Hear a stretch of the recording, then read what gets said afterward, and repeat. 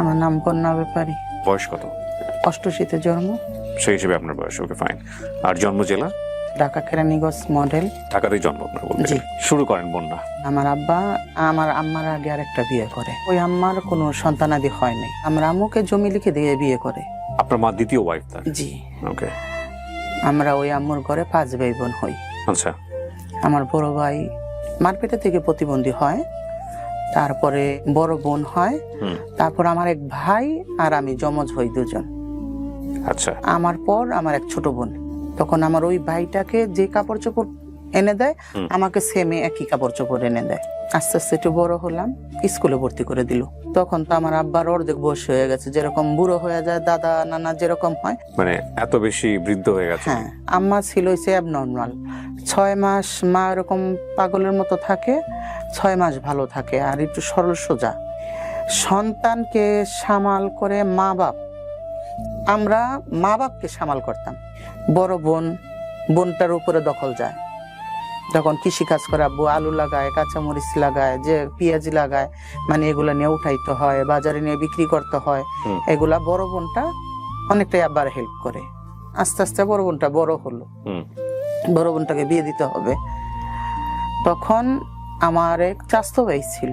চাচতো ভাই বলে কি, কাকা আপনার মেয়েটাকে আমি বিয়ে করবো, আমাকে বাইরে পাঠায় দেন। তখন আপনি কি করেন? তখন আমি ছোট, অনেক ছোট। হ্যাঁ। ওকে।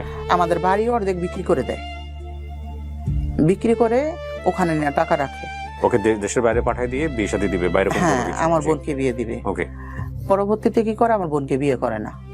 ওহো। যে আমার জেঠিমা ছিল, উনি বলতো যে বলে ওর মা হয়েছে পাগল, ও তো পাগলই হবে। আমার মামা খালু দেখাশোনা করে আমার দুলাভাইয়ের কাছে সবরাতের দিন বিয়ে হয়। আপনার বোনের? হ্যাঁ। আমার দুলাভাইটা কানে কম শোনে, একটু সরল সোজা টাইপের। আব্বা লোকের কথা না শুনতো, বোনটার ভালো জায়গায় বিয়ে হতো। আর আমাদের জায়গা জমি যদি বিক্রি না করতো, ভালো জায়গায় বিয়ে হতো। তখন আমি ক্লাস 2 এর থেকে পড়ি। বিয়ে হয়ে গেল, আব্বু আস্তে আস্তে আস্তে আস্তে না অসুস্থ হয়ে গেল। আমার বড় ভাইটা তো প্রতিবন্ধী, কোনো কাজ কাম করতে পারে না। আর আমার সাথে যে ভাইটা, সেই ভাইটাও কাজ কাম করে, কোনো বাড়িতে টাকা পয়সা দেয় না। তখন আমি আস্তে আস্তে বড় হতে লাগলাম।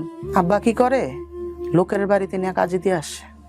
আপনাকে? আমাকে টাকা দিবে 250 টাকা মাস। মা আমাকে থাকতে দেয় না। মা ওখানে যায় কি করবে, যাবে নিয়ে আসবে। মা সন্তানকে আর কি দূরে দিবে না। তখন তো সংসার আয়ের তো আর কেউ নাই। আবার আরেক জায়গায় দোকানে 4 দোকানে কাজে দিয়ে দেয় আমাকে। আচ্ছা। 300 টাকা মাস। ওখানে কয়েক মাস কাজ করার পর মা যে নিয়ে আসে, তুই ছোট মানুষ, তুই কাজ কর। আপনার কি লেখাপড়া বন্ধ ওই সময়টাতে? ওই সময়টা লেখাপড়া কোন ক্লাস থাকা অবস্থায় ঘটনা? 2 ক্লাস 2 এর পরে আর পড়াশোনা? 2 এর পরে মনে হয় 3 পর্যন্ত পড়ালেখা করেছি। তারপরে আপনার এই ঘটনা? হ্যাঁ। হ্যাঁ, তারপর? আমাকে মানুষের বাড়িতে গরু বাছুর পালার জন্য রাখাল দেয়, এরকম আব্বা আমাকে নিয়ে রাখাল দিয়ে আসতো। টাকা এনে সংসারে যাই হয়, আবার এদিক দিয়ে জমি বিক্রি করে যাই হয়, সংসার তো চালাতে হবে। এরকম করতে করতে করতে করতে বড় হইতেছি, আস্তে আস্তে বড় হইতেছি। নিজের শরীরের পরিবর্তন মনে হইতেছে। তুই বাড়িতে থাকাস কেন, তুই বাড়ি থেকে চলে যাস না কেন? কে বলেন? আপনার সাথে যমজ ভাই? জি। ও কি বড় না ছোট? আপনার? আমার বড়। কেন চর্চা করতো আপনাকে? টর্চার করতে আমি তো ওদের মতো না। ছেলেদের পোশাক পরি, কিন্তু হাঁটা চলা মেয়েদের মতন, কথা বলা মেয়েদের মতন, চলাচল বেশি মেয়েদের সাথে। চলে যাবে কেন? মানে বাড়ি থেকে আপনি বাড়িতে না থাকেন এটা চাইতো আপনার ভাই? এটা চাইতো। আপনার যে টুইন ভাইটা, সে কি আপনার মতো দেখতে? হ্যাঁ, সেম আমার মতো দেখতে। কিন্তু আপনার যেরকম আচরণ, ওর মধ্যে সেই জিনিসটা ছিল না? ওর মধ্যে স্বাভাবিক ছেলেদের মতো। আপনিও আপনার মতো স্বাভাবিক, সে তার মতো স্বাভাবিক। জি জি। আপনাকে নিয়ে কি আপনার ফ্যামিলি মেম্বাররা বিব্রত হইতো? আশেপাশের লোকজন বাজে কথা বলতো? হ্যাঁ। তো মূলত আমি যদি চলে যাই, আব্বা অসুস্থ, জায়গা জমি বিক্রি করে লোকের কাছে দিয়ে দিচ্ছে, আমার আব্বা কি লোকের কথা শুনতো। তারপরে কি করলাম, আমি রিক্সা চালাতে লাগলাম। কত বছর বয়স? 16 বছর। রিক্সা চালায় যা পাইতাম পা রিক্সা নিয়ে আব্বার কাছে দিতাম, আব্বার কাছে 5 টাকা চেয়ে নিতাম, কিন্তু দিত না। যখন রিক্সা চালাতে শরীরের ভঙ্গি, শরীরের আকার আলাদা হয়ে যেত, কিন্তু রিক্সা চালাতে টাপ হয়ে যেত, চালাতে পারতাম না। তারপর রিক্সা চালানো বাদ দিয়ে দিলাম। তখন আমাদের রুইতপুর বাজার থেকে 100 আইসক্রিম নেই, গ্রামে হেঁটে হেঁটে বিক্রি করি। আপনার ভাইটা কি করতো তখন পেশায়? আমার ভাইটা তখন কাজ করতো, এমনি কাজ করতো, যা পাইতো, কিন্তু ফ্যামিলিতে টাকা দিত না।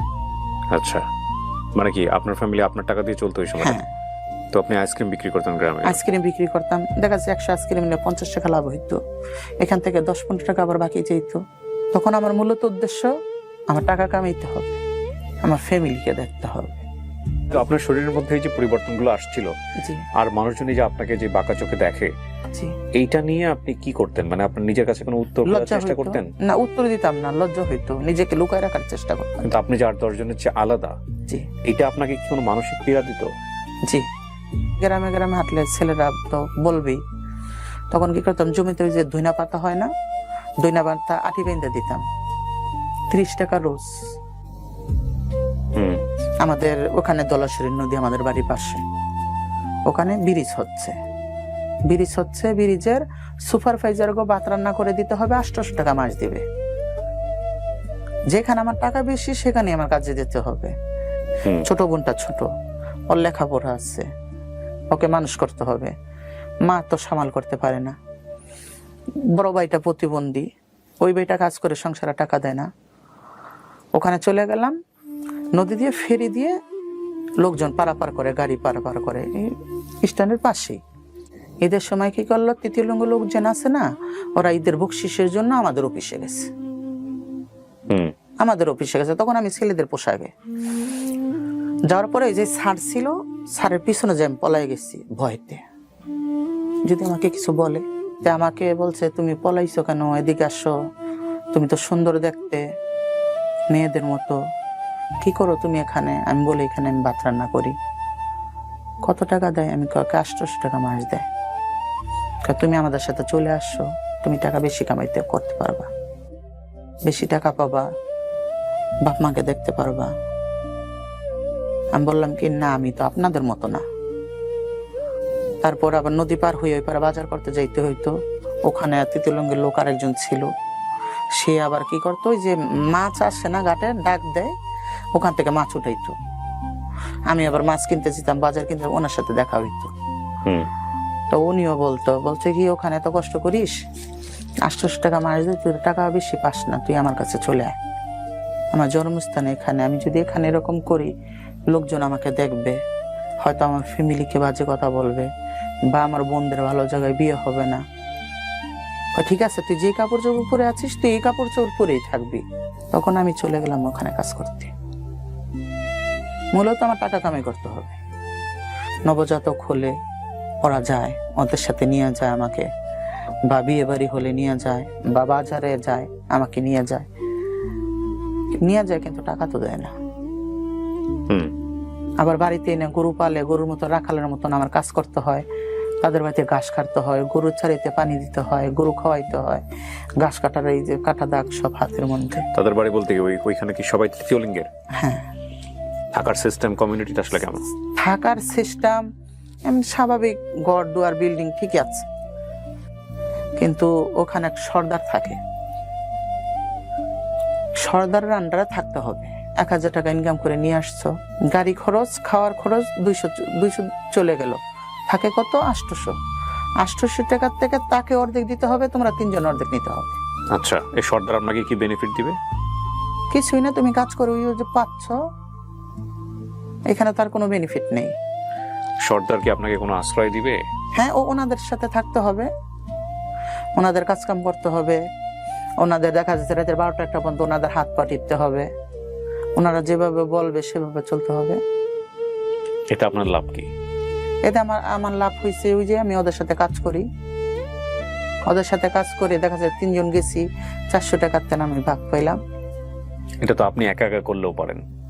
একা করতে তো দিবে না, এই হিজড়া কমিউনিটি দিবে না আসলে করতে। না, দেখা যাচ্ছে আমি যদি একা করতে যাই, তাহলে এরা দল ধরে এসে আমাকে উঠাই নিয়ে যাবে, কঠিন ভাবে মারধর করবে।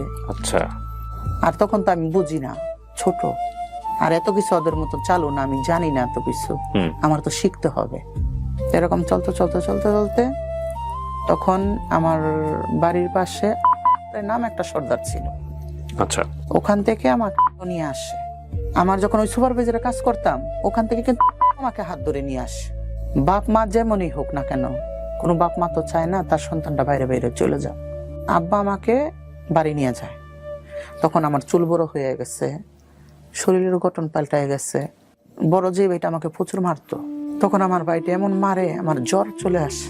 আমার মার কাছে জ্বরের ওষুধ এনে দেয়, সাথে ঘুমের ওষুধ মিলাতে ঘুমাই যায়, চুলগুলা কেটে দেয়। এরকম করে মনে করেন মারতো কেন? মানুষের নানান কথা বলে, আমাকে বাড়িতে রাখা যাবে না, ইজ্জত চলে যাবে। তখন মা আমার পিছন পিছন থাকে, আমাকে কোথাও যাইতে দেয় না, মা বুকে নিয়ে ঘুমাইতো। তারপর আস্তে আস্তে ওনারা আমাকে খোঁজ করতে লাগলো। আমি তো অনেকদিন হয় বাড়ি চলে গেছে, চুল কেটে দিছে, আমি তো আর এখন বাইরে বের হইতে দেয় না মা। তো খুঁজতে খুঁজতে আমার বাড়ি চলে গেল ওনারা। তো বললো কি, এখানে যদি থাকিস তোর মা আসবে, তোর আব্বা আসবে, এখানে তোকে রাখা যাবে না। তাই বললাম কি কি করবেন? বলে কি, চল আমার সাথে ইন্ডিয়া চল। বললো এটা সর্দার? হ্যাঁ, হুম। আমার সাথে ইন্ডিয়া চল। ইন্ডিয়া যাবো, তাহলে আমার বাপ মাকে কে দেখবে, আমার ভাই বোনকে দেখবে? কেন এই রাস্তায় তো আমি চলে আসলাম মূলত টাকা। যদি আমি তাদেরকে নাই দেখতে পারি, তাহলে তো আমার দূরে যেয়ে লাভ নেই, তাহলে আমি তোমাদের সাথে থাকবো না। সে কি করলো, ফুসলাইতে ফাসলাইতে কয়, ওখানে অনেক টাকা, ওখানে অনেক টাকা কামাইতে পারবি। তাই আমি কই, টাকা কামাইতে পারবো, কিন্তু আমার বাপ মাকে আমি টাকাটা পোষাবো কি করে? তুই বললো যে বলে আমি যাবো, আমার কাছে পাঠাবি, আমি তোর বাপ মাকে দিব। ও নিয়ে আমাকে ইন্ডিয়া নিয়ে চলে গেল। গেলেন কিভাবে ইন্ডিয়াতে? বাসে করে গিয়েছি সাতক্ষীরায়, সাতক্ষীরা থেকে ভোমরা বর্ডার। কয়জন গেছেন আপনারা? উনি গেছে, আমি গেছি, আমরা দুজন গেছি। আচ্ছা। ওখানে দালাল থাকে, দালাল কাটা। কত সালের ঘটনা এটা? এটা ফখরুদ্দিন আমলের আগের ঘটনা। আচ্ছা, অনেক আগের। যে মেন বর্ডার পাসপোর্টের লোক যায়, তখন ছাড় দিয়ে নিয়ে আমাকে নিয়ে গেল দেওগঙ্গা। দেওগঙ্গা? হ্যাঁ, নিয়ে যাওয়ার পরে ওখানে আমাদের তৃতীয় লিঙ্গের লোক আছে, ওখানে 4-5 দিন থাকলো। থাকার পরে ওখান থেকে নিয়ে গেল আমাকে দিল্লি। দিল্লি জামে মসজিদের পাশে আজমিরি গেট। বললো যে এখানে তুমি থাকো, আমি মাসের মাসে আসবো, কিছুদিন হইলে আমি তোমাকে এসে নিয়ে যাব, তুমি থাকো। ওখানে কি কাজ আপনার? ওখানে যে কাজই, ভিক্ষা করা? হ্যাঁ। আর ওখানে কি পাঞ্জাবি মারোয়ারি দেখা যায় চড়া অনেক টাকা দেয়, আর তৃতীয় লিঙ্গের লোকেদের অনেক ইজ্জত করে। আচ্ছা। আমি তো ছোট মানুষ, অচেনা জায়গা, হিন্দি জানি না, বাংলা বলতে গেল ইন্ডিয়ার লোকেদের সাথে আমাদের সাথে বাংলা পার্থক্য আছে। রেখে চলে আসলো। থাকতে থাকতে আস্তে আস্তে আমি হিন্দি শিখে যাই। আর তখন তো আমি ছোট, আমাকে সবাই ডাকে। ওখানে একটা তৃতীয় লিঙ্গের লোক ছিল, কোকিলা হাজি বলে ডাকতো। বাইরে গেলে আমাকে সাথে নিয়ে যেত, কিছু খেতে চাইলে খাওয়াইতো, কিনে দিত, খুব আদর করতো। এরকম করতে করতে 5-6 বছর আমার ওখানে কেটে যায়। এই 5-6 বছর আপনি বাবা মার কাছে টাকা পাঠাচ্ছেন কিভাবে? আমি টাকা পাঠাইতে পারতাম না। উনি যাইতো, গিয়ে আমার কাছে যা টাকা জমতো উনি নিয়ে আসতো, কাপড় চোপড়, টাকা পয়সা, যে তোর বাপ মাকে দিতে হবে, তোর বাপ মা এরকম কষ্ট করে। তারপর কি করলো, বাঙালি মেয়ে কলকাতার হবে নাকি জানি, আমাদের মতোই হবে, গেছে। যাওয়ার পরে একসাথে কাজ করি, একসাথে থাকি, রাত ভরা ওনাদের শরীর টিপতে হয়, তারপরে সকাল হইলে ওনাদের সেবা করতে হয়। প্রতিদিন 3 তলার উপর উঠতে হবে, ওখানে চা বানাইতে হবে, রান্না করতে হবে, আবার নিচে নিয়ে আসতে হবে। তারপরে সকালে আবার গোসল করে সবার আগে রেডি হয়ে ওনাদের সাথে, ওনারা বলে এটা টলি যাওয়া, যে টলিতে যেতে হবে ওনাদের সাথে। ওই যে কোকিলা হাজিকে আমি দিদা বলতাম, আমি বলতাম দিদা আমি বাড়ি যাব, আমার তো বাপ মা আছে, আমার তো বাড়িতে যেতে হবে। কয়ে না, তোমার তো বাড়ি যাওয়া হবে না। আমি কি, কেন বাড়ি যাওয়া হবে না? কয়ে তোমাকে বিক্রি করে রেখে গেছে। 6 বছর পরে জানলেন এটা? জি। এর মধ্যে এসে আপনার কাছ থেকে টাকা পয়সা নিয়ে যায়। তখন আর আমি বুঝতে পারি না, আমি তো বৈধভাবে যাই না, যে বলেন টাকা পাঠাইতে পারবো, আমি তো গেছি অবৈধভাবে। তো আমার তখন মাথায় যেমন আকাশ ভেঙে পড়লাম, বাড়ি দিবে না, যেই টাকার জন্য আমি গেছি, আমাকে বিক্রি করে রেখে গেছে, এই টাকা পয়সা কি করছে? তখন যে এরকম করি, তখন তা কাজে মন বসে না, তখন আমি কিভাবে বাড়িতে আসবো?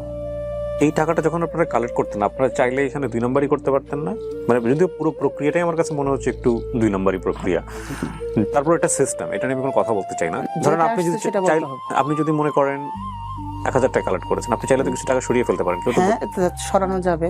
দেখা যায় 3 জন গেছি, 3 জনের মধ্যে কথাবার্তা বলে, 3 জনের ভিতরে কথাবার্তা বলে সবাই তো আর এক না, যদি বলে দেশ তার মার খেতে হবে। এই 3 জন কি সবসময় একই 3 জন নাকি চেঞ্জ হয়? না, চেঞ্জ করে দেয়। ডিফিকাল্ট। যদি কোনো মতে জানতে পারলো সে মায়ের কি মায়ের, তারপরে জরিমানা দিতে হবে। 200 নিয়েছো, তোমার 30,000 50,000 দিতে হবে। ওখানে ধর্মীয় ভাবে কি প্র্যাকটিস করা হয়? ধর্মীয় বাবা যার যার ধর্ম তার কাছে নিজের মতো করে আলাদা আলাদা ভাবে পালন করে সবাই। হ্যাঁ, আর বিশেষ করে কি মুসলমানই বেশি, ওরা মুসলমান ধর্মটাই বেশি পালন করে। নামাজ কালাম পড়ে সবাই? হ্যাঁ, নামাজ কালাম পড়ে, হজ করে, রোজা রাখে। মাশাআল্লাহ। নামাজ পড়ে, বাড়িতেও পড়ে, মসজিদে যায় পড়ে। মসজিদও গিয়েও পড়ে? হ্যাঁ, যেরকম মক্কা শরীফ মহিলা, তৃতীয় লিঙ্গের লোক, পুরুষ পোলা সবাই নামাজ পড়ে, এরকমই। ওখানে কোনো বাধা দেয় না কেউ? কোনো কিছু বলেনি কখনো?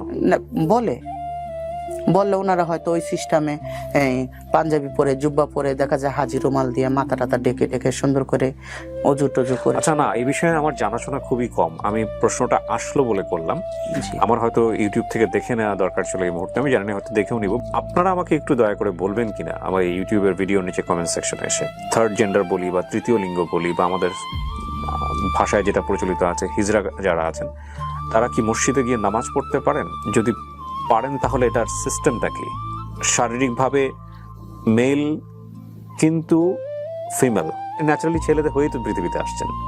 ছেলেদের যেরকম না, ওরকম ছিল না। তাহলে ছোটবেলাতেই আইডেন্টিফাই করার কথা ছিল যে আইডেন্টিফাই তো বাপ মা ঠিকই জানে। বাপ মা তো ওই যে আমার বাড়িটাকে যেভাবে কাপড় চোপড় পরাইছে, আমাকে তো সেভাবে পরাইছে। বড় হওয়ার একটা পর্যায়ে আপনি অনুভব করেন যে আপনি মেয়ে, আমি মেয়েদের মতন, রাইট। সো এই যে বড় অনুভবের যে জায়গাটা, সে মনে করছে মেয়েদের মতন সে। এখন সে যদি নামাজ পড়তে চায়, সে কি মসজিদে গিয়ে নামাজ পড়তে পারবে? এইটাই হচ্ছে আমার কোয়েরি। আমার জানা নাই, আমি আবারও বলছি বিনয়ের সঙ্গে। সো এই বিষয়ে যদি আপনাদের কোনো জানাশোনা থাকে, আপনারা এসে কমেন্টস করেন, আমি একটু জেনে নিব, যাতে করে পরবর্তী ভিডিওতে এই বিষয়গুলো আমার প্রশ্ন করাটা অনেক বেশি ইজি হয়। ঠিক আছে, তারপরে কি হলো? মেয়ে আলাদা, ছেলে আলাদা, কিন্তু আমি যেন মাঝখানে একজন। আমার হাঁটা চলা মেয়েদের মতন, আমার অঙ্গভঙ্গি মেয়েদের মতন, আমার মেয়ের সাজতে ভালো লাগে। আপনি যেটা বলছিলেন যে আমাকে বাড়িতে যেতে হবে, আপনি রাস্তা খুঁজছিলেন। হ্যাঁ, বাড়িতে যেতে হবে। এরকম করতে করতে বাড়িতে যাওয়ার তো কোনো রাস্তা পাচ্ছি না, কিভাবে যাব? তখন আমার বাড়ির সাথে কোনো যোগাযোগ নেই, ইন্টারনেট বন্ধ। ওই খবর পাই, না গেলে খবর পান না? না গেলে খবর পাই না। তখন এক ক্ষেত্রে কি করলাম, আমি ওখান থেকে পালাইলাম। পালানোর আগে আপনি জানতেন যে কোথায় পালাবো, কি করবো না করবো? কিছু না, আমি জানতাম না, কিছু না জেনেই আমার কাছে স্লিপ 200 টাকা। এই 6 বছরে আপনার কোনো কার্ড হয়েছে এখানে? না, কোনো কিচ্ছু হয়নি। এটা রিস্কি না? হ্যাঁ, ওখান থেকে পালাইয়া আজমির গেটের পাশেই ট্রেন স্টেশন, লোকাল ট্রেনে উঠলাম। লোকাল ট্রেনে উঠে আমি কলকাতা চলে আসলাম। কলকাতা চলে আইসা হাবড়া নামলাম। হাবড়া নামার পর ওখানে আবার আর তিতিলঙ্গের ঘরে যাই আমি উঠলাম। চিনলেন কিভাবে, জানলেন কিভাবে? ট্রেন টাকা উঠায়, ওনাদের সাথে পরিচয় হলো। আমি কান্না করতেছি, তখন নিয়ে গেল আমাকে রানাঘাট। হ্যাঁ, রানাঘাট, ওখানে বাঙালি আছে, ওদের সাথে কথা বলতে পারি। এরকম করতে করতে ওখানেও টাকা কামাইছে, একই অবস্থা। টাকা পাইতেছি না তো, টাকা তো খেয়ে নিচ্ছে। সবার সাথে সবার কালেকশন আছে, সবাই সবাইকে চেনে, সবাই সবাইকে চিনে। তো এরকম করতে করতে আবার ওখান থেকে বের হয়ে আমি বর্ডারে চলে আসলাম। কিন্তু বর্ডার পার হতে পারবো না, বেলাকে গিয়েছি। তখন আবার ঘুরে দেগঙ্গা চলে গেলাম। জেলা বললাম কি, জেলা আমাকে রাখেন, আমি আপনাদের সাথে কাজ করব। দেগঙ্গা গিয়ে কাকে বললেন এটা? যে সর্দার থাকে ওনাদেরকে বললাম। আচ্ছা। আর আমাকে সবাই পছন্দ করতো, হয়তো এক জায়গায় গেলে 2 পয়সা আমি বেশি পাবো। তো ওখানে থাকলাম। থাকার পরে ওখানে বাংলাদেশের থেকে লোকজন যাতায়াত করতো। কিছুদিন থাকার পরে ওই বাঙালি লোকের সাথে আবার বেলাকে আবার বাংলাদেশে চলে আসলাম। আচ্ছা, বাংলাদেশে চলে আসলাম সাতক্ষীরায়। তখন আমার কাছে টাকা নেই, রাত্র হয়ে গেছে। রাতে আমি কোথায় যাব? ওখানে তো আমার কেউ নাই। সাতক্ষীরা নিউ মার্কেটের ওখানে 4 দোকানে বসলাম। তো 4 দোকানদার আমাকে দেখে বলছে কি, তুমি জায়গায় যাবা? কোন জায়গা? মানে জায়গার সর্দার, সাতক্ষীরা সর্দার। ওকে। তাই আমি বলছি, উনি কি করে? কয় কেন, ওই জায়গায় তৃতীয় লিঙ্গের লোক, অনেক লোক থাকে, তুমি কি যাবা? আমি বলছি হ্যাঁ যাব। তো তখন আমাকে ওনার কাছে নিয়ে যায়। তখন ইরিকা তেরাল দিয়ে এই সমান কাদা, এই কাদা পানি ভাঙ্গা আমার এক চকের মাঝখানে উনি বাড়ি করছে। গোলপাতার একটা ঘর, গিয়ে দেখি ওনার ওই জায়গায় পুরুষ পোলারা বাজে নেশা করে, কেউ গাঞ্জা খাচ্ছে, কেউ মদ খাচ্ছে। ওখানে আবার থাকতে হবে। কেন, আমার তো টাকা নেই, আমি বাড়ি আসবো কি করে? সাতক্ষীরার থেকে একটু দূরে বাজার, ওখানে আবার ওনার শিষ্য মেয়ে থাকে। তো ওনার শিষ্য মেয়ে প্রতিদিন ওনার কাছে যায়, যে কাজ করা, দোকানে টাকা উঠানো, হয়তো বেবি হইলে ওখান থেকে টাকা আনা, বিয়ে বাড়ির থেকে টাকা আনা। উনি সকালে যায় কি করে, নিউ মার্কেটের ওই পাশে হোটেল আছে সোনারগাঁও, ওখানে বসে ওই বাড়ির থেকে যারা থাকে আসে, আইসা একসাথে কাজ করে। উনি আর ওই বাড়িতে যায় না, উনি ওনার বাড়িতে জাউডাঙ্গা ব্যাক করে। তাই আমি বললাম কি, নানু আমি তো এখানে থাকবো না, তাহলে ওনার সাথে চলে যাই। উনির সাথে সকালে আসবো, আমি কাজ করে দিয়ে ওনার কাছে চলে যাব। কয় না, যাওয়া যাবে না, তোমার এখানেই থাকতে হবে। তো ওখানে থাকি কষ্ট করে, গ্রামে যাই। যাওয়ার পর এরকম করতে করতে বোমরা বর্ডারের এই পাশে আমরা গ্রামে ঘুরি। এক বাড়িতে বাচ্চা হয়েছে, মেয়ে বাচ্চা, ওখানে আমি গিয়েছি। যাওয়ার পর এর লগে বাজে বিপ করে গালাগালি করতেছে, টাকা দিবি না কেন, এই সেই হাবি যাবি বলতেছে। তাই আমি বললাম কি, দেখো মানুষ যদি টাকা আপোষে না দেয়, জোর করে তো টাকা নেওয়া যাবে না। ভালোভাবে বলো, আজকে হয়তো না হাতে না থাকতো, যে রাজা ব্যক্তি তার হাতে তো টাকা থাকে না। তাকে যদি আমি মাথায় বাড়ি দিই, সে আমাকে এখন টাকা দিতে পারবে? ওনার 500 টাকা দেওয়ার 200 টাকা দেওয়ার ক্ষমতা, আমি 500 টাকা চাইলে তো পাবো না। তখন তো 1000 টাকা ইনকাম করলে কি খুশি। বলছে কি, তোমার এত দরদি, তাহলে তুমি তো এই কাজ করতে পারবা না, তুমি আসছো কেন? তুমি পারলে গিয়ে নাও। পরে ওই বাচ্চার যে দাদি হয়, ওই দাদিকে আমি ঘরে নিয়ে গেছি। ঘরে নিয়ে যাওয়ার পর আমি বললাম, দেখেন টাকা ছাড়া তো যাবে না, আপনি পারলে কিছু টাকা দেন। আজকে যদি আপনার মেয়ে হতাম, নিশ্চয়ই আপনি আমাকে খাওয়াতেন, কিংবা আপনার ছেলে হলে খাওয়াইতেন। না পারতে বিয়ে দিতে কি করতেন, খাওয়াইতে হইতো না। আপনার মেয়ের মতন আমি, কিছু টাকা দেন, আমরা চলে যাই। তখন ওই মহিলাটা ধার করে 2000 টাকা দিয়েছে, আবার একটা কাপড় দিয়েছে। দেওয়ার পরে আমরা ওই গ্রামে যতক্ষণ ঘুরছি, ওই মহিলাটা আমাদের সাথে সাথে ঘুরছে। তাই আমি বলছি, আপনার সাথে সাথে ঘুরতেছেন, আপনি বাড়ি চলে যান, আমরা তো চলে যাব। তুমি আমার মা বলছো না, আমি তোমার যেতে দেবো না। Very sweet memory. আমার তো কোনো মেয়ে নাই, আমার একটা ছেলে, প্রাইমারি স্কুলের মাস্টার। তখন আমার নিজের কাছে আনইজি ফিল হচ্ছে, কি করলাম আমি। তাই ওনার কপালে চুমু দিয়ে আমি বললাম কি, মা আপনি যান, আমি অমুক জায়গায় থাকি, আপনি যান আমার কাছে, আপনার মেয়ের মতো আমি করব। ওই বাড়ির পাশে ওনার বোনের বাড়ি। তখন কি করলো, কিছুদিন পরে দুপুরে খাওয়া দাওয়া করে আমি ঘুমিয়ে আসি। পোলা বানা ডাকতেছে, বন্যা আপা আপনার মা আসছে। আমি বলছি, আমার মা ঢাকার থেকে নদী পার হইয়া তো মিটপুর কি জিনিস আমার মা বলতে পারে না, আমার মা এত দূর চলে আসবে। সর, এখন খেলাধুলা করবো না, যা, বিরক্ত করিস না, এখন আমি ঘুমাবো ওই গুল পাতার ঘরে।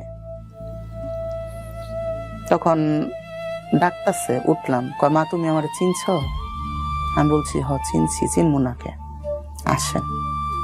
ওনারে নিয়ে আসলাম, ওনাকে রাখলাম, নিজের টাকা দিয়ে বাজার করে ওনাকে খাওয়ালাম, বাজার করে ওনাকে মার্কেটিং করে দিলাম আমি। এখন বলছে, মা তোমার আমি নিতে আসছি, এখন আমি তো আর যাই না। আমি বলছি, ঠিক আছে আপনি যান, আমি আরেক সময় যাব। তারপরে ওনার হাজবেন্ড, উনি আসছে আমাকে নেওয়ার জন্য। এখন ওনার হাজবেন্ডকেও আমি মার্কেটিং করে ওনাকে বিদায় করে দিচ্ছি। আমি আর ওখানে যাই না, লজ্জা হচ্ছে। আমি ওখানে কি বলবো, কিভাবে যাব? আমি এরকম মানুষ, লোকে কি বলবে? তারপর ওই প্রাইমারি স্কুলের মাস্টার আর তার বউ আসছে আমাকে নিতে। তখন আমি বললাম, ভাবি আমি যাব, আমি সকালে যাব, আমি বিকেলবেলা কিন্তু চলে আসবো, আমি কিন্তু থাকবো না। ঠিক আছে তুমি বিকালবেলায় চলে এসো, বিকালবেলা চলে এসো। কিন্তু ওই মহিলার চেহারা আর আমার চেহারা এক চেহারা। আর ওই মহিলা বাড়ি গিয়ে বলছে যে আমার এক ছেলে আর এক মেয়ে হয়েছিল আমার বাপের বাড়ি এরকম। ওই মেয়েটাকে এরা নিয়ে গেছে ঢাকায়। 5-6 বছর পরে খোঁজে খোঁজে বাড়ি আসছে। সবার সাথে এটা যে প্রচার করছে, সবাই জানতেছে আপনি তার মেয়ে। সবাই জানতেছে আমি তার মেয়ে। তখন আমি গেছি ওনাদের বাড়িতে, ওই সর্দার বংশ ওনারা, ওনাদের আশেপাশে যে বাড়িঘর আছে ওনার এই সব আত্মীয় স্বজন। এখন পুরো বাড়ি ভর্তি হয়ে গেছে আমাকে দেখতে। ছোট মার মেয়ে এসেছে। এখন লজ্জায় তো আমি ঘর থেকে বের হই না। আমি বিকালবেলা ওখান থেকে চলে আসছি। তারপর আস্তে আস্তে আবার গেলাম, আবার আসলাম, ওনারও আসলো গেল, এরকম করতে করতে ফ্রি হয়ে গেছি। এখন আমি ওখানকারই মেয়ে, ওনারই মেয়ে। আপনার মার কাছে যান নাই বাড়িতে? না, এখনো পর্যন্ত যাইনি। আমি ছোট থেকে এত ভালোবাসা পাইনি, তো ওখানে আমি একটু ভালোবাসা পাচ্ছি। ওই ভালোবাসাটাই আমার কাছে অনেক কিছু। তার ছেলে মেয়েরা কেনাকাটা করে দিতাম, তাদেরকে কেনাকাটা করে দিতাম, তারাও আমাকে দিত, আদর করত। আমার ভাইয়েরও মা, আমার আব্বা, আব্বা ভাইয়েরও আমারও। মানে ওই যেখানে ওই সম্পর্ক তৈরি হলো সেটা ওখানে ওকে। ওই ভাইকে বলতো যে বলে যদি আমি মারা যাই আমার লাশ বরাদ দিয়ে রাখবি, কিন্তু আমার বন্যাকে না দেখায় কখনো মাটি দিবি না। কিন্তু বাকিটা আমি বলতে চাচ্ছি না, যেগুলো ওনাদের কাছে কি আঘাত আমি পেয়েছি। হঠাৎ করে আমার মনে পড়লো আমার বাড়ি যেতে হবে। ওখানেও কিন্তু আমার 2.5 বছর কেটে গেছে। আমার টাকা পয়সা খেয়ে আমাকে 5,000 টাকা দিয়ে আমাকে বাড়ি পাঠাইলো। তখন আমি কি করি, গাড়ির থেকে নেমে বাড়ি আসি, ব্যাগের ভিতরে আমার ছেলেদের প্যান্ট, ছেলেদের গেঞ্জি, ছেলেদের টি শার্ট, ক্যাপ আমার ব্যাগে। ওই গাড়িতে বসে আমি পোশাক চেঞ্জ করি। উঠলাম মেয়ে, নামলাম ছেলে। কেন আমি তো এই পোশাক গেলে আমাকে বাড়িতে উঠতে দেবে না। আর ওখানের পরিস্থিতি কি আছে তা তো আর আমি জানি না। আমি ফিরলাম 6 বছর, এখানে 2.5 বছর, প্রায় 9 বছর পর। 9 বছর পর। তো ওখানে গিয়ে দেখি কি আমার মা একদম আমার জন্য বদ্ধ পাগল। তাকে সিমেন্টের খামের লোকে তালাদা রাখতে হয়। আব্বা একদম বয়স হয়ে গেছে, বাড়িতে মানুষের জন্য থাকা যায় না, সবাই আমাকে দেখতে আসতেছে। অমুকের ছেলে, অমুকের মেয়ে এরকম সুন্দর হয়ে গেছে। আমার শরীরে রোগ দেখা যেত। আমি যখন পোশাক পরে রাস্তাতে হেঁটে যেতাম মনে হইতো কি জন্তু যাইতেছে। আমি তৃতীয় লিঙ্গের হয়ে গেছি। তারপরে কি করলাম, আমি চলে আসলাম সেই সাতক্ষীরা চলে আসলাম। কিন্তু মোবাইলে 7 টাকা 8 টাকা মিনিট কাটাই, বাড়িতে কন্টিনিউ আমি যোগাযোগ করি। দেখা যায় 4-5 মাস থাকলাম, 4-5 মাস টাকা নিয়ে আর কারো কাছে টাকা দেই না, টাকা নিয়ে বাড়ি চলে আসি। বাড়ি এসে আব্বার কাছে টাকা দিই, আব্বা সংসার চালায়। 4-5 দিন থাকলাম, আবার চলে গেলাম। ওখান থেকে টাকা কামাইতে তখন আমার বড় যে ভাইটা, ওই ভাইটাকে বিদেশ পাঠাবে। আব্বার জমি বিক্রি করলো, আবার আমিও কিছু টাকা দিলাম, ভাইটাকে সৌদি আরব পাঠালাম। ফখরুদ্দিন আমলে আব্বু স্ট্রোক করলো। তখন অবরোধের সময় আব্বু স্ট্রোক করছে, হসপিটাল ভর্তি। তখন আমি ঢাকা আসি। তখন আব্বুর টাকা পয়সা দিয়ে চিকিৎসা করালাম। চিকিৎসা করার পরে ডাক্তার বলল আর ভালো হবে না, প্যারালাইসিস হয়ে গেছে। তখন বাড়ি নিয়ে গেল। বাড়ি নিয়ে যাওয়ার পরে এখন আমি তো আর বাড়ির থেকে কোথাও যাব না। তখন বড় বোন আমাকে বলল যে তুই যদি বাড়ি থাকিস তে আব্বু চিকিৎসা কিভাবে চলবে, সংসার কিভাবে চলবে। তখন আমি বললাম কি তাইলে এই নাম্বারে যদি আমাকে ফোন দাও তাইলে তুমি পাবা। কহ তুই যা। তখন আমি ওখানে যা কাজ করি, টাকা পাঠাই, আব্বুর চিকিৎসা হয়, সংসার চলে। আব্বু 18 দিন 19 দিন পরে মারা গেল। মারা যাওয়ার পরে আমার সন্ধ্যার দিকে ফোন দিছে। দেওয়ার পর আমি তখন তো হরতাল অবরোধ, ফখরুদ্দিনের আমল। আমি সারা রাত গাড়িতে ছিলাম, আস্তে আস্তে সকাল 10টা বাজছে আমার বাড়িতে গেছে, কিন্তু আমার জন্য আব্বুর লাশটা রাখা হয়নি।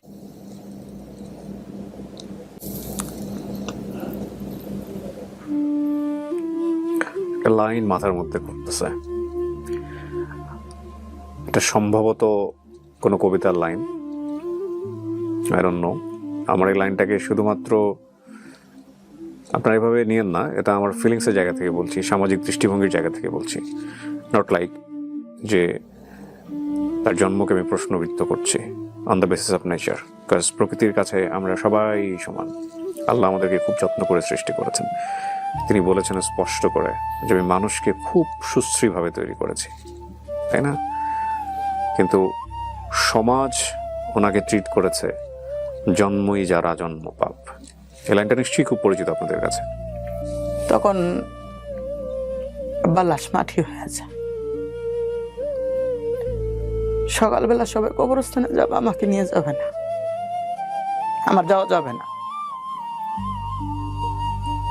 আমি কি তাদের সন্তান না? তারপর আমি কবরস্থানে গেলাম, কি আবার খবর জিয়ারত করলাম। জিয়ারত করার পরে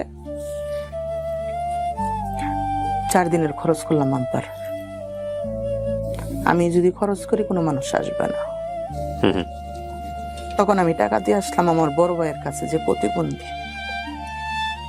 টাকা দিয়ে কাপড় আমি চলে আসলাম, ভাই তোমরা খরচ করো, আমি চলে যাই। যাতে কেউ না জানে এই টাকাটা আপনার। যাতে কেউ না জানে এই টাকাটা আমি দিচ্ছি। আর ওই যে ভাই বিদেশ পাঠাইছে, ওই ভাই ওই দেশের সরকারের ছেলে, কারোর সাথে যোগাযোগ নেই। ওখানেও টাকা কামাচ্ছে, ওখানেও খাচ্ছে, ওর বউ আছে, ওর একটা বাচ্চা আছে। তার আব্বা মারা গেছে অসুস্থ, কোনো খোঁজ খবর নেই। চলে আসলাম বাড়ির থেকে, আমাদের বাড়ির পাশে, রুদপুর বাড়ির পাশে, ওই গেলাম। যাওয়ার পরে বললাম, নানু দূরে থাকি, আব্বা মারা গেছে, মরা মুখটা আমি দেখতে পারি নাই, মাটা কখন মরে যাবে দেখতে পারবো না, আমাকে তোমাদের কাছেই রাখো। সে রাখবে না। দিল্লিতে বিক্রি করে দিয়ে আসছিল। ওই দিল্লিতে বিক্রি করে দিয়ে আসছে, আমার কাপড় চোপড় ব্যাগটা বাইরে ফেলে দিচ্ছে, আমাকে রাখবে না। না বাড়ি থাকতে পারতেছি, না এখানে থাকতে পারতেছি, আমার তো যাওয়ার জায়গা। আমি রুম নিলাম কোলামোড়া, 1100 টাকা। তখন আমার সংসারের জিনিস লাগবে, আমার তো রান্না করে খেতে হবে। ওই যে আমাকে ওই ব্রিজ হইতো 800 টাকা মাস কাজ করতাম, যে ওই যে আমার যে উস্তাদ ছিল প্রথম আমাকে নিয়ে গেছে, আমি ওনার কাছে গেলাম। যাওয়ার পরে ওনাকে আমি বললাম যে এরকম এরকম বিষয়, আমার আব্বা মারা গেছে, আমি এরকম এরকম কাছে গেছি, কিন্তু আমাকে রাখবে না, কি করবো? তুই আমার কাছে থাকবি। কোনো লোক ওর কাছে থাকতে দেয় না, মানে ওর সাথে বিরুদ্ধ, গন্ডগোল। কেন ওর বাপ দাদার বাড়ি ওখানে, এরকম গন্ডগোল করে ওর কাছে লোক থাকতে দেয় না। তা আমি গিয়েছি, উনি একা, তা বলছে তুই আমার কাছে থাকবি, ওর যেসব এলাকা আছে 2 জনে যায় ঘুরে নিয়ে আসবো। ওনার সাথে কাজ করি। দুলাভাই অ্যাক্সিডেন্ট করে কানে শুনে না, কাজ করতে পারে না, বড় বোনের সংসারও দেখতে হয়, আমাদের সংসারও দেখতে হয়, ছেলে মেয়ে মানুষ করতে হয় 2 জনের। ওই টাকায় তো আমার হচ্ছে না। পার্লারে যেরকম ফেসিয়াল করতে যেতাম বা বুড়ু কাটতে যেতাম, তখন একটা মেয়ে ছিল, নাম ছিল শিলা, পার্লারের ম্যাডাম। তা বলছে কি বোন না, এইটা করো, এটার পাশাপাশি তুমি পার্লারে কাজ করো। আমি পার্লারে কাজ করবো, আমি তো কাজ তো পারি না। আমি তোমারে শিখাবো, তুমি সময় দাও। দুপুরে চলে আসলাম, চলে আসলে দুপুরের পরে আমি পার্লারে চলে গেলাম। পার্লারে যাই আমি কাজ করি, ওখান থেকে আমার কিছু টাকা আসে। আবার এখান থেকে কাজ করি, এখান থেকে কিছু টাকা আসে। মানে আমার 2টা ফ্যামিলিকে দেখতে আর কষ্ট হয় না। নিজে পার্লার দিলাম, আমি এগুলো করবো না, মানুষে দেখতে পারে না, মানুষে বলে তুমি এরকম। আমি তো একটা স্বাভাবিক মানুষ হলে আমি চলতাম, মেয়েদের মতো পর্দা করতাম, বা ছেলে হলে ছেলেদের মতো পর্দা করতাম, দেখি আমি ব্যবসা করে কিছু করতে পারি কি। কিন্তু ব্যবসা করতে দিবে না, এদের সাথেই থাকতে হবে। ঠিক আছে, ব্যবসা বাদ দিয়ে দিলাম। কিন্তু ওনাদের সাথে থাকার পরে যেন ওনাদের টাকা ইনকাম হয়, ওই টাকায় তো আমার হয় না। চলে গেলাম আমি যাত্রা গানে।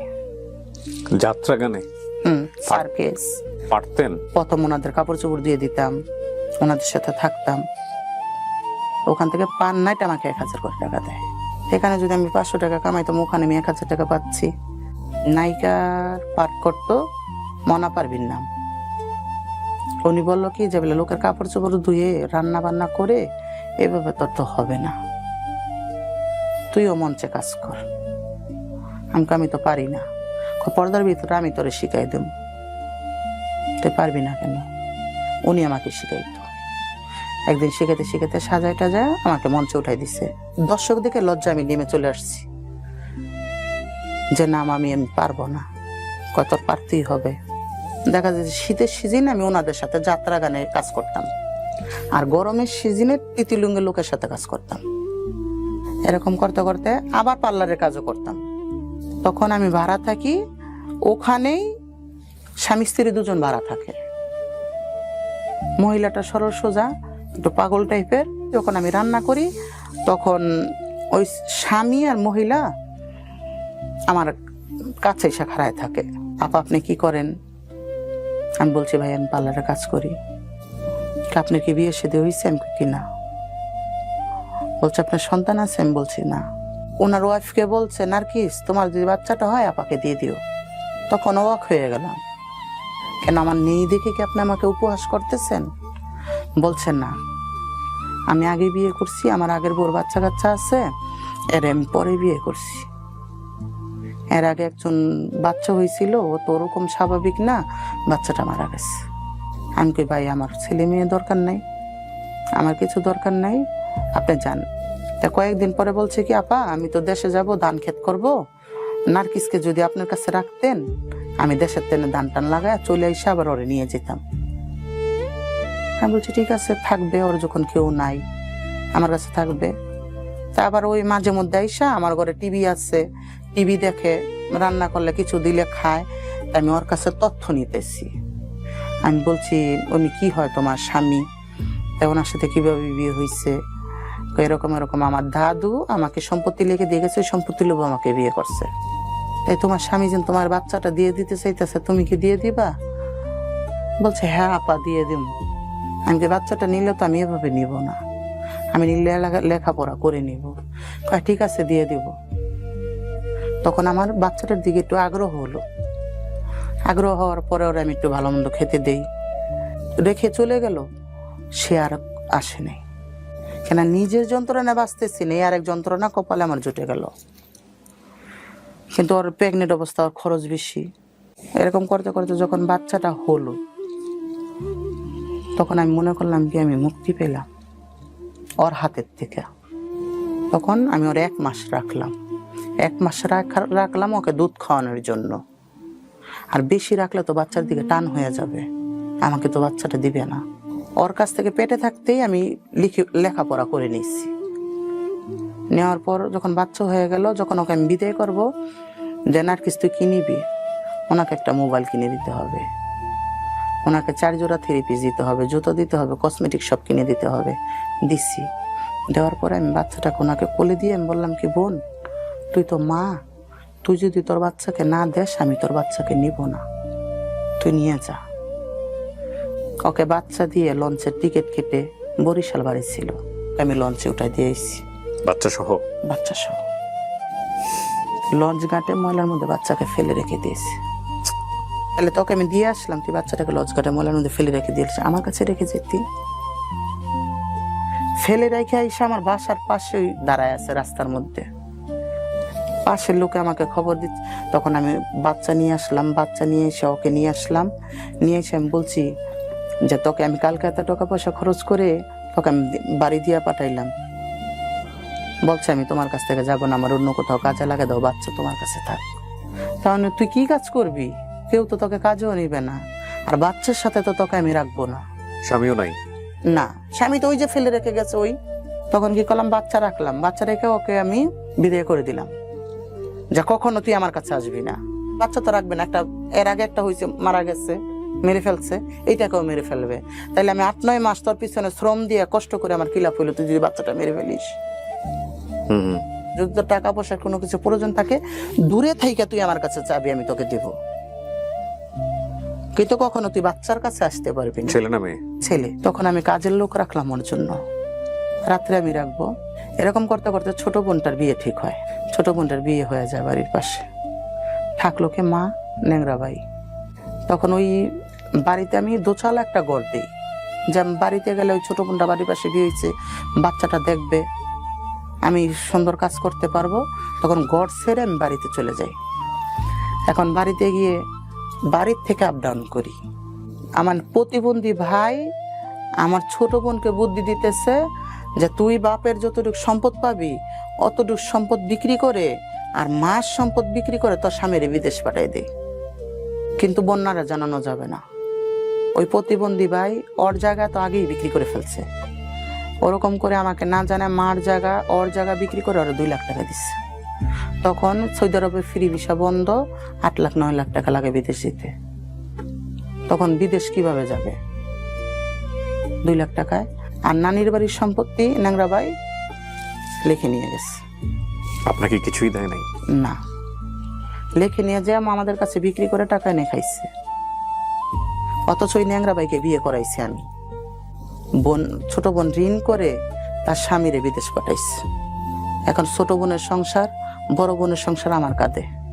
ছোট বোনের কাছে ছেলেকে রেখে কাজে যাই, 2-2.5 বছর হয়ে যায়। আমি বাড়ি থাকতে পারি না সমাজের মানুষের জন্য। তখন আমি আমার বাড়ির পাশে আবার বাড়ি থেকে চলে আসলাম, বাইরে চলে গেলাম। যাওয়ার পর সৌদি আরবের ভাই বাড়ি আসলো। বাড়ি এসে আমাকে বলে যে আমার 1 টাকার তোর 1 লাখ টাকার সমান, কেননা তোর অবৈধ টাকা কামানো। তখন ভাইয়ের সাথে তো আমি উত্তর দিতে পারি না। এর মধ্যে আবার ওই বিদেশ ব্যাক করে 6 মাস থেকে। ওখানে গিয়ে বিরাট বড় অ্যাক্সিডেন্ট করে। বিদেশ থেকে ভাই বাজে বিহেভ করে। যখন ভাই আমাকে বাজে বিহেভ করে, সমাজ আমাকে বিরুদ্ধে, তখন আমি আত্মহত্যা করতে চাই। হয়তো আমি সমাজের বোঝা, আমি কে, আমি কি, কারো কাছে আমি ঠাঁই পাচ্ছি না কেন। তখন আমি 20টা ট্যাবলেট একসাথে খাই। ছেলে সারাদিন খেলা করছে ধুলাবালি দিয়ে খেলা করে আমার পাশে গিয়ে বসে আঙ্গুল খাইতেছে।